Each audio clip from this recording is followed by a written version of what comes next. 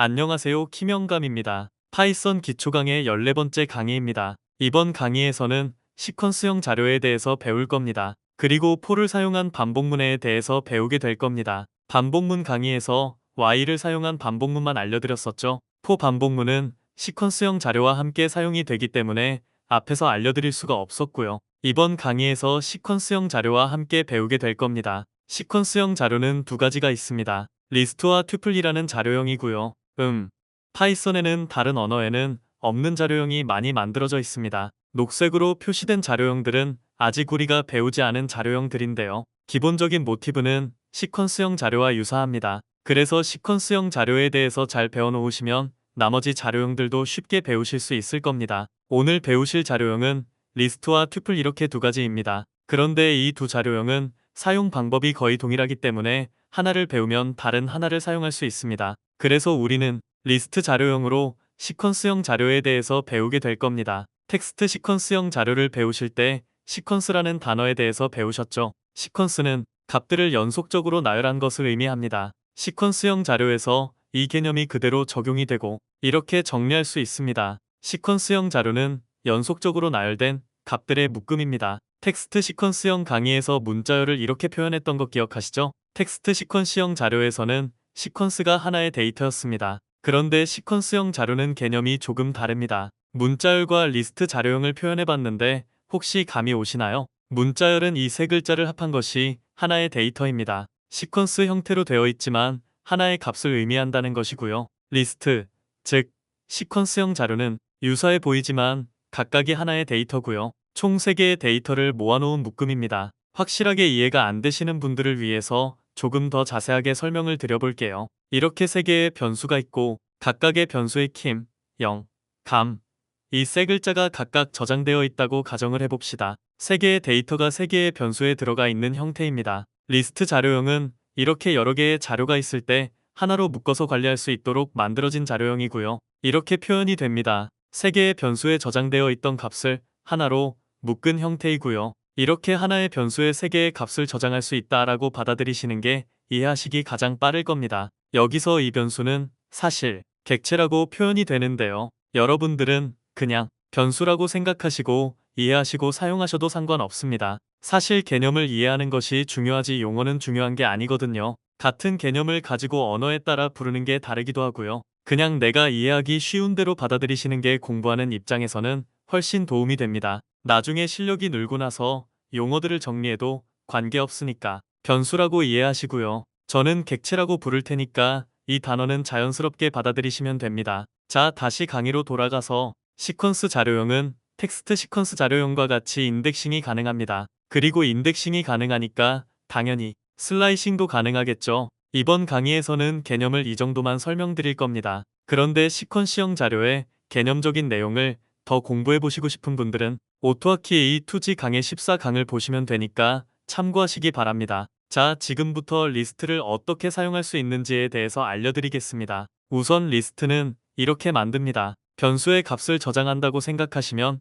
되고요. 리스트 자료형은 값을 이렇게 표현한다고 생각하시면 됩니다. 대괄호를 적어주시고 그 사이에 값들을 적는데 각각의 값을 콤마로 구분하는 형태입니다. 그리고 이걸 사용하는 방법은 이렇습니다. 어디서 많이 보신 방법이죠? 텍스트 시퀀스형과 유사하죠? 그런데 객체 전체를 통으로 사용하는 경우는 잘 없고요. 주로 이렇게 사용하신다고 이해하시면 됩니다. 그리고 변수는 값을 대입할 때 하나의 데이터이기 때문에 이런 형태로 사용했지만 리스트 자료형은 객체 내부에 여러 개의 데이터가 저장되는 형태이기 때문에 이렇게 사용하셔야 합니다. 각각의 인덱스에 각각의 데이터가 들어가는 형태라서 이렇게 사용해야 하는 겁니다. 제가 리스트 설명을 문자열과 엮어서 문자만 가지고 설명을 드렸는데요. 리스트 자료형은 모든 자료형의 값을 포함할 수 있습니다. 이런 식으로 파이썬에 정의되어 있는 모든 자료형을 포함할 수 있고요. 이런 식으로 리스트 안에 또 다른 리스트를 포함할 수도 있습니다. 내가 포함시키고 싶은 모든 데이터를 저장할 수 있다고 이해하시면 됩니다.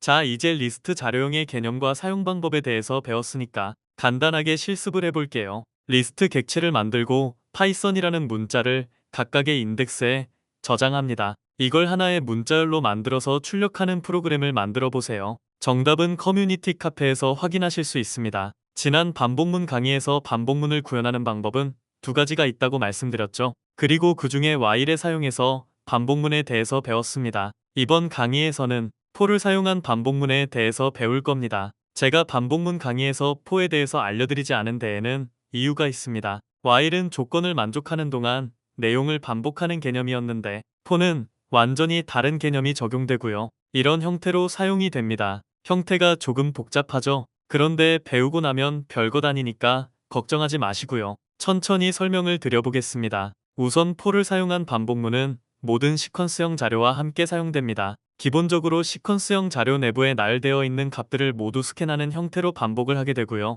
이걸 다르게 말하면 시퀀스형 자료 내부에 있는 값들의 개수만큼 반복한다고 말할 수 있습니다. 그리고 포를 사용한 반복문의 주된 목적은 시퀀스형 자료 내부에 있는 값을 반복문 내부에서 활용하는 것입니다. 여기까지 설명을 들으시고 반복문의 형태를 다시 보시면 시퀀스형 자료 내부에 있는 값이라는 의미로 해석할 수 있습니다. 포 반복문이 실행되면 0번 인덱스부터 시작하게 되고 마지막 인덱스를 끝으로 반복문이 종료되는 것이고요. 만약 데이터가 5개이면 5번 반복하는 형태죠. 그리고 매번 반복 회차에 따라서 해당 회차에 맞는 인덱스에 들어가 있는 데이터를 받아와서 내용 부분에서 사용할 수 있도록 변수에 저장하게 됩니다. 예를 들면 이렇게 되겠죠. 인덱스는 0번부터 시작하니까 첫 번째 반복 시 0번에 들어가 있는 데이터를 받아오는 형태가 되는 겁니다. 그리고 이 변수는 반복문 내부에서만 사용이 가능하고요. 매번 반복할 때마다 만들어지고 값이 저장되고 사라지는 것을 반복하게 됩니다.